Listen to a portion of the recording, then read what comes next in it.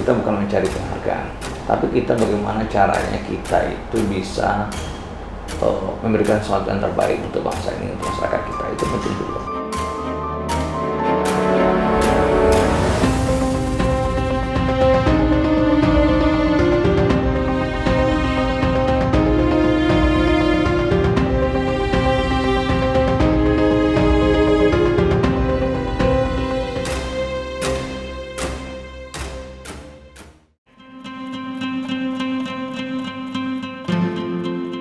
Inilah Laboratorium Pusat Diagnostik dan Riset Penyakit Infeksi Universitas Andalas, UNAN, di Kota Padang, Provinsi Sumatera Barat.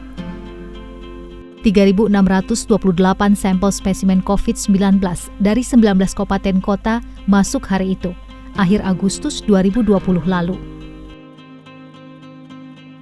Jumlah sampel spesimen COVID-19 saat itu kembali memecah rekor pemeriksaan sepanjang wabah COVID-19 melanda Sumatera Barat sejak pertengahan Maret lalu. Tidak hanya jumlah pemeriksaan sampel spesimen yang cukup tinggi, hasil sampel yang positif COVID-19 hari itu juga mengerikan, mencapai 90 orang positif COVID-19. Itu berarti angka positivity rate sudah mencapai 2,8%. Nah bisa, begitu sampel itu positif, misalkan dia masukkan ke ruangan gelap. Sejak wabah COVID-19 ikut melanda Sumatera Barat, provinsi ini termasuk wilayah dengan angka tinggi pasien terkonfirmasi positif COVID-19. Namun bedanya, banyak pasien yang terkonfirmasi positif COVID-19 di Sumatera Barat bukanlah mereka dari pasien dalam pengawasan atau PDP. Tapi sejak April lalu, pemeriksaan di Sumatera Barat sudah sampai pada OTG, orang tanpa gejala. Itulah mengapa sampel spesimen yang diperiksa cukup banyak, jumlahnya ribuan setiap harinya. Data saat itu menunjukkan 80% mereka yang terkonfirmasi positif COVID-19 di Sumatera Barat adalah OTG atau orang tanpa gejala. Ini kabar baik dalam upaya memutus mata rantai penularan COVID-19.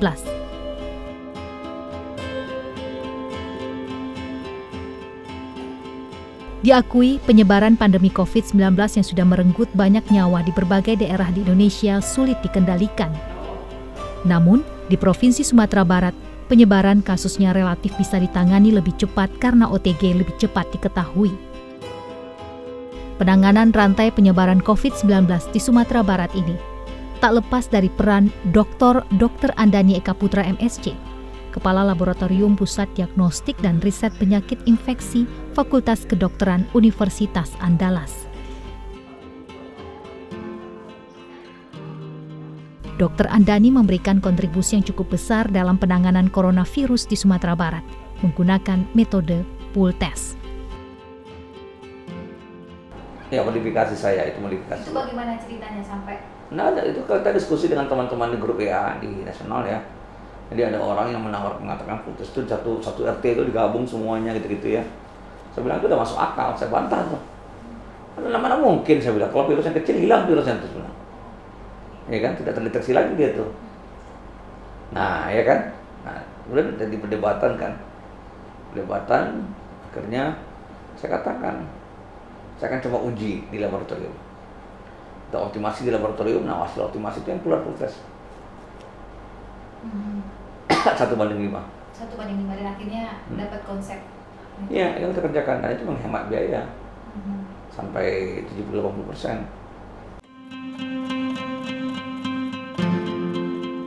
Dengan dukungan berbagai pihak, Dr. Andani menggunakan metode pool test untuk pengujian sampel dalam jumlah banyak dalam memutus rantai COVID-19 dengan cepat. Metode pool test sempat menjadi bahasan publik beberapa waktu lalu, karena sangat menghemat waktu pemeriksaan sampel yang masuk, lebih efektif dan efisien. Di depan 3 Menteri Negara Republik Indonesia dan Badan Nasional Penanggulangan Bencana atau BNPB, Dr. Andani pernah memaparkan hal ini dan menjadi rujukan pemeriksaan virus di berbagai tempat. Sehingga tenaga-tenaga untuk pre dan post analisis itu kita efisienkan, Pak. Jadi kita tidak perlu banyak tenaga untuk pre dan post analisis. Nah, ini adalah langkah-langkah yang sudah kami lakukan di Sumatera Barat. Target kami sebenarnya adalah bagaimana Sumatera Barat itu bisa memutuskan rantai penularan. Data statistik kita Pak memperlihatkan bahwa angka dari 600 pasien positif di Sumatera Barat, itu 86% adalah OTG ODP Pak, orang-orang tanpa gejala. Hanya 16% orang-orang dirawat di rumah sakit. Sebaliknya data nasional itu sekitar 36% yang tanpa gejala dan 64% adalah orang-orang yang dirawat di rumah sakit. Pola kita berbeda Pak antara nasional dengan Sumatera Barat. Padahal menurut Dr. Andani, metode itu sebenarnya bukan metode yang baru dalam penanganan pandemi. Dr. Andani menyebut metode ini sudah ada sejak 1943 yang dikembangkan di Amerika Serikat, digunakan untuk mendeteksi wabah sifilis, klamidia, dan gonore pada pasien infertility. Namun, kekurangan dari metode pool test ini tidak bisa dilakukan di wilayah yang pasien positifnya terlalu banyak. Dr. Andani memantau langsung proses pemeriksaan sampel spesimen COVID-19 oleh tim laboratorium di kawasan Jati Padang. Pengawasan dilakukan sampai pada hal terkecil, seperti kedisiplinan terhadap SOP pemeriksaan, penempatan dan pemanfaatan alat atau benda pendukung di dalam laboratorium. Dr. Andani tak segan menegur langsung anggota timnya jika melakukan tindakan tidak sesuai prosedur, apalagi membahayakan lingkungan dan diri sendiri.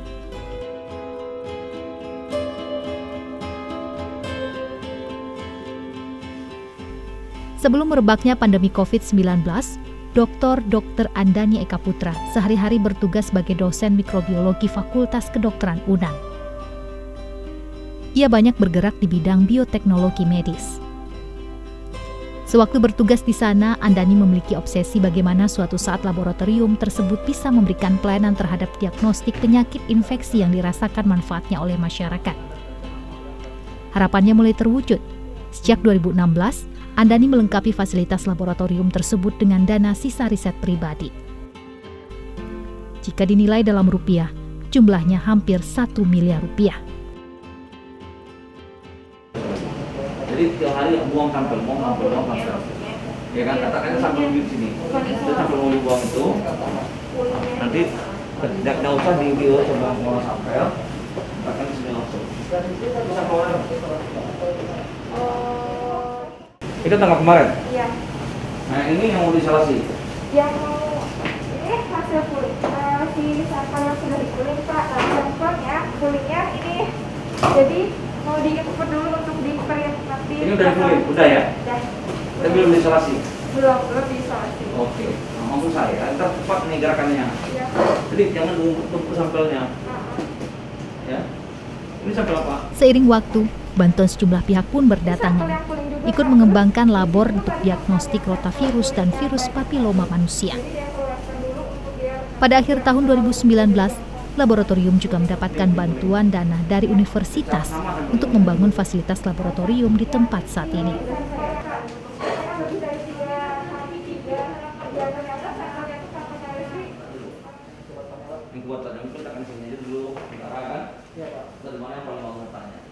Tapi kita harus berani harus berani untuk melakukan itu karena kan tidak punya tempat di mana saya mau penelitian infeksi dan saya minta duit ke fakultas nggak dikasih, minta ke perguruan tinggi nggak dapat saya duit, ya kan, malah saya beli alat dengan duit pribadi.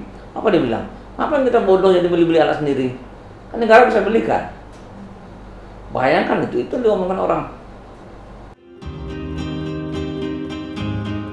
Peralatan di Laboratorium Pusat Diagnostik dan Riset Terpadu Penyakit Infeksi Universitas Andalas pun semakin lengkap. Di saat peralatan semakin dibutuhkan, Dr. Andani memutuskan menghibahkan sejumlah alat-alat laboratorium yang dibelinya secara pribadi itu untuk laboratorium ini. Pokoknya sekitar bulan Desember 2020, 2019 ya, itu semua alat itu saya hibahkan ke fakultas. Ya kan? Apa yang waktu itu membuat Bapak mau? Supaya jangan ribut-ribut belakang hari, kalau saya mati kan ribut juga lah masalahnya kan. Nah itu ceritanya. Jadi kita nggak perlu ribut-ribut lagi masalah itu kan. Udah semua saya hibahkan komplit kan. Memasuki tahun 2020, Dr. Andani mulai berpikir bagaimana bisa berpartisipasi dalam mengembangkan pelayanan diagnostik COVID-19 yang tengah mewabah di tengah keterbatasan beberapa alat di laboratorium. Bantuan peralatan berdatangan, dari pemerintah provinsi dan lainnya, termasuk mesin real-time polymer chain reaction atau RT-PCR dari Wali Kota Padang Mahyildi Ansarullah dan pendiri Wardah Kosmetik Nurhayati Subakat. Sejak 24 Maret 2020, Laboratorium Pusat Diagnostik dan Riset Penyakit Infeksi Fakultas Kedokteran Universitas Andalas mendapat izin dari Kementerian Kesehatan untuk melakukan uji sampel swab pasien diduga terpapar COVID-19 yang sebelumnya hanya dilakukan di Litbangkes Kemenkes RI. Peran Laboratorium Infeksi Biomedik FK Unan sangat dirasakan masyarakat Sumatera Barat di tengah pandemi COVID-19. Di tingkat nasional, laboratorium tersebut menorehkan prestasi dalam hal kapasitas pemeriksaan sampel untuk mendeteksi COVID-19. Ketika laboratorium lain hanya bisa menyelesaikan pemeriksaan 100 hingga 200 sampel per hari, laboratorium tersebut bisa menyelesaikan rata-rata 800 sampel per hari. Pada 7 September 2020, pemeriksaan sampel bahkan mencapai 4.650 sampel dan kembali memecahkan rekor. Dr. Andani menargetkan bisa memeriksa 5.000 spesimen sampel perharinya. Banyak, kita sekitar 60 orang, 65 orang mungkin sekarang. Dari mana Itu saja? semuanya mahasiswa bimbingan saya, kemudian mahasiswa teman-teman saya dari UNAN, kemudian dosen-dosen FK. Dosen FK juga banyak ikut. Beberapa orang ikut di sini ya. Nah, kemudian teman-teman dari UNP yang ngirim mahasiswanya kemari, dari Balai POM juga, ya. Itu kita sama-sama semua tuh. Ya, kerja shift-shiftan. Ya, si pagi, si sore, si malam gitu. Sama seperti rumah sakit. Bagi Dr. Andani, laboratorium tidak hanya sekedar tempat pemeriksaan dan penelitian. Ada cita-cita besar yang ingin segera diwujudkannya. Kita ingin menghasilkan produk-produk komersil yang merupakan karya bangsa sendiri. Nah, itu yang penting.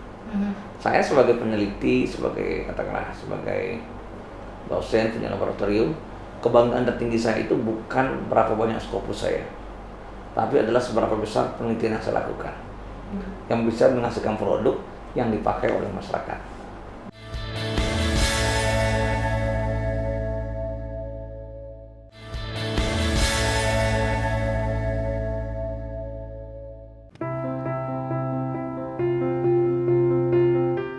Selain Kepala Laboratorium Pusat Diagnostik dan Riset Penyakit Infeksi Fakultas Kedokteran Universitas Andalas, Dr.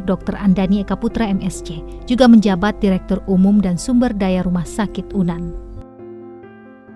Dr. Andani sangat menyadari keberhasilan penanganan virus corona di Sumatera Barat tidak akan lepas dari padunya semua lini, mulai dari kesadaran masyarakat, penelusuran yang dilakukan oleh Dinas Kesehatan, hingga pengujian sampel di laboratorium.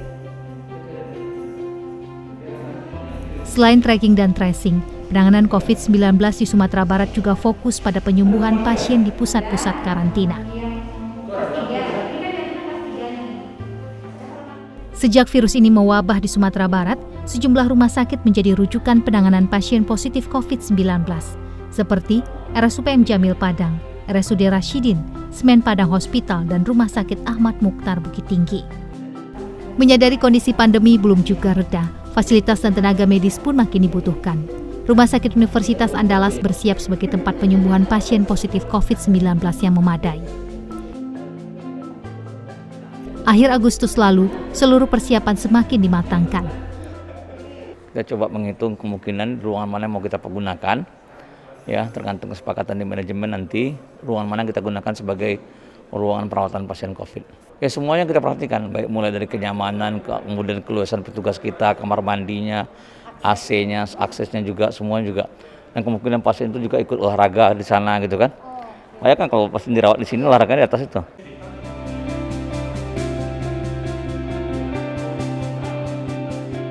Kecerdasan berpikir, kecekatan mengambil tindakan dan ketepatan dalam berbuat itu menjadi tauladan bagi sejumlah staf dan rekan kerja Dr. Andani. Mereka yang sudah mengenal dokter berusia 48 tahun ini mengagumi jiwa penolong dan ikhlas yang dimiliki sang dokter. Yang penting bagi beliau adalah memberikan pelayanan kepada orang-orang yang membutuhkan sesuai dengan kemampuan yang bisa beliau berikan. Jadi tidak memikirkan ada impact, ada feedback atau ada pamrih segala macam yang beliau kerjakan, apalah yang beliau bisa dan orang membutuhkan. Dan beliau tidak suka dalam hal sebenarnya birokrasi ini. Jadi dia suka orang action. Jadi kalau ada pengen bergerak langsung tanpa harus menunda, harus dirapatkan dulu, kemudian harus diskusi-diskusi panjang lebar, tapi actionnya terlambat.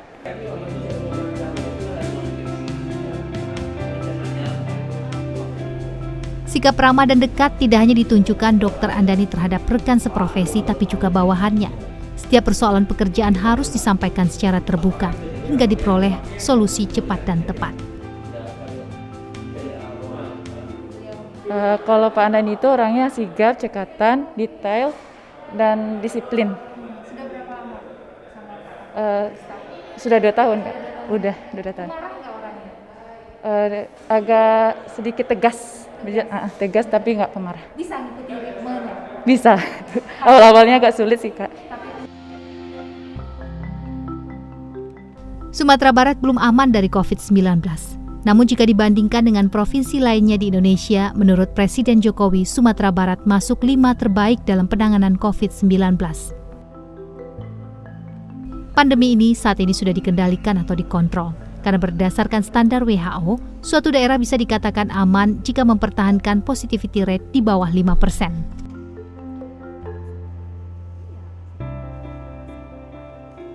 Di tengah kesibukan dan jadwalnya yang sangat padat, Dr. Andani selalu menyempatkan diri memberikan sosialisasi dan edukasi kepada masyarakat, bahkan tenaga kesehatan, guna mengurangi tingginya resiko terhadap mereka.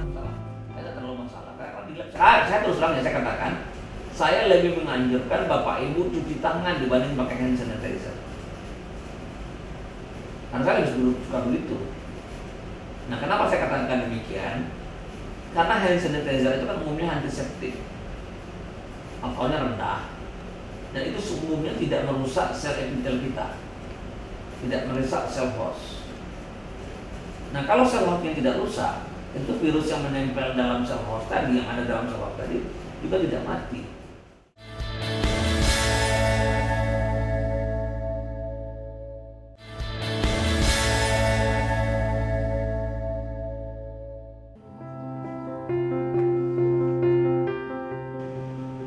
Dr. Andani Eka Putra MSc lahir di Tarusan, Kabupaten Pesisir Selatan Sumatera Barat 15 Agustus 1972. Andani adalah seorang dokter yang saat ini menjabat sebagai Kepala Laboratorium Pusat Diagnostik dan Riset Penyakit Infeksi Universitas Andalas Padang. Direktur Umum dan Sumber Daya Rumah Sakit UNAN ini dikenal karena kiprahnya pada masa pandemi COVID-19 di Sumatera Barat. Dr. Andani disebut dalam rilis Badan Nasional Penanggulangan Bencana BNPB sebagai patriot militan di tengah pandemi.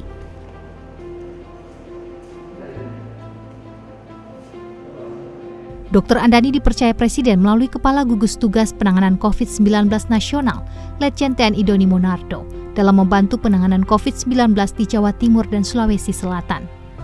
Dengan sejumlah prestasi dan penghargaan yang diraih dosen mikrobiologi FK UNAN ini, siapa sangka masa kecil Andani hingga tumbuh remaja ternyata ada di Kabupaten Pasaman dan Pasaman Barat, kabupaten yang baru keluar dari keterisoliran.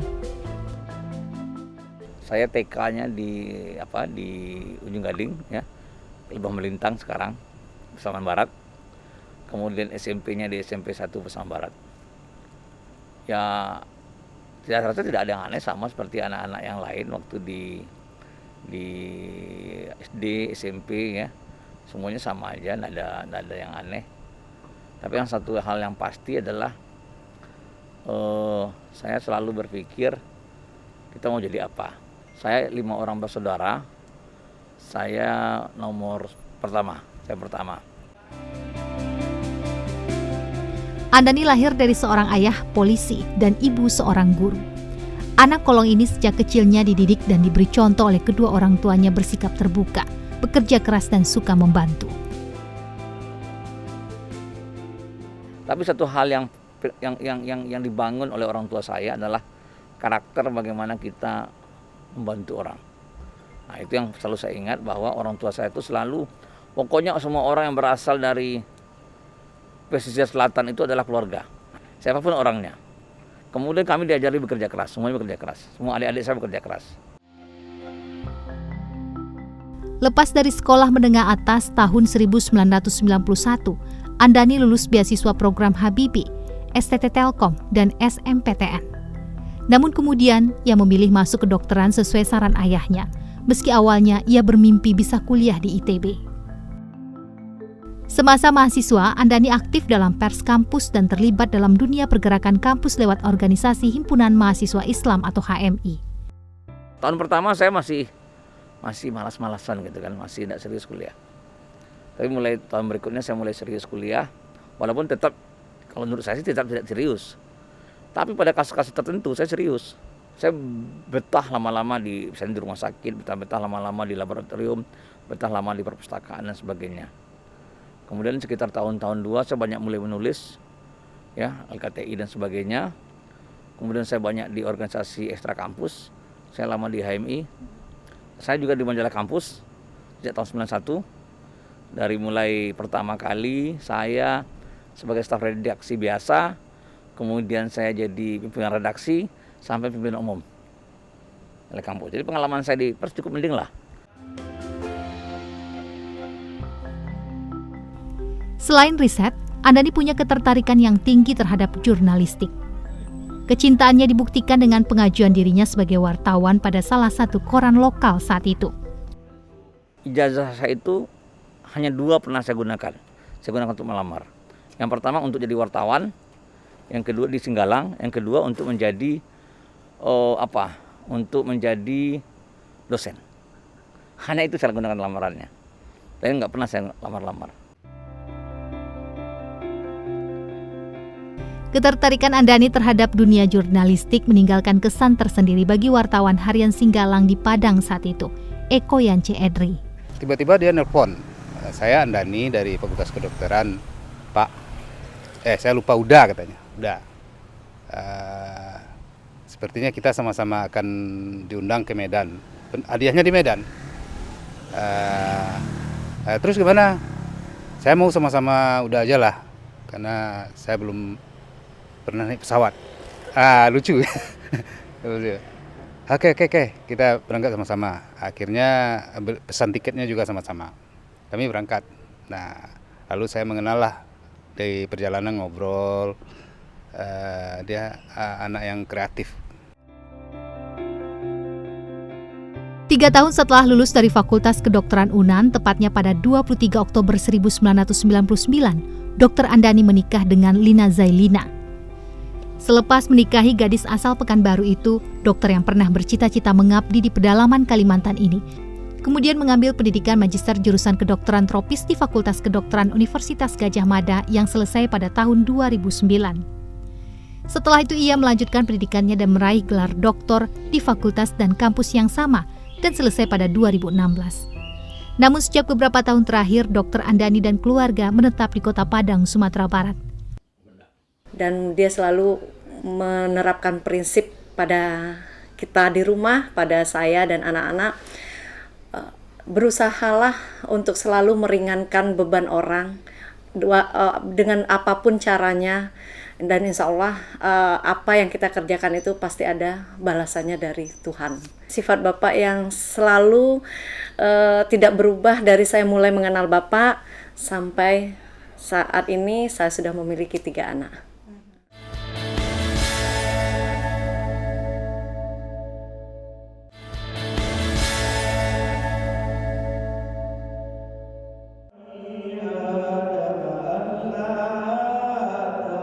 Saat melakukan hal yang baik, lakukanlah dengan ikhlas tanpa berharap imbalan dari manusia. Karena Allah Subhanahu wa Ta'ala akan membalasnya dengan berkah yang melimpah. Prinsip hidup itu melekat pada diri Dr. Andani. Kita lahir, merangkak, tegak dan berjalan, semata kita akan kembali padanya, Sang Maha Besar. Saat kembali padanya, hanya amallah yang dibawa serta. Semua prinsip dan sikap Andani dalam hidup dan berkehidupan semuanya tak lepas dari didikan orang tuanya. Seorang pekerja keras yang selalu ikhlas, ingin berbuat baik bagi orang banyak. Sosok itulah yang melekat pada diri Dr. Andani. Dr. Andani adalah seorang dokter yang menurut saya langka. Kenapa langka? Karena beliau memiliki suatu karakter yang berbeda dengan dokter lainnya. Dari segi kerja, dia bisa 24 jam. Dan kerja 24 jam pun beliau sebagai dokter tanpa pamrih. Bahkan dulu ketika praktek pun Dr. Andani tidak menerima bayaran dari pasien. Saat ini pun demikian, dia nggak ada hitung-hitungan uang atas apa yang dia kerjakan.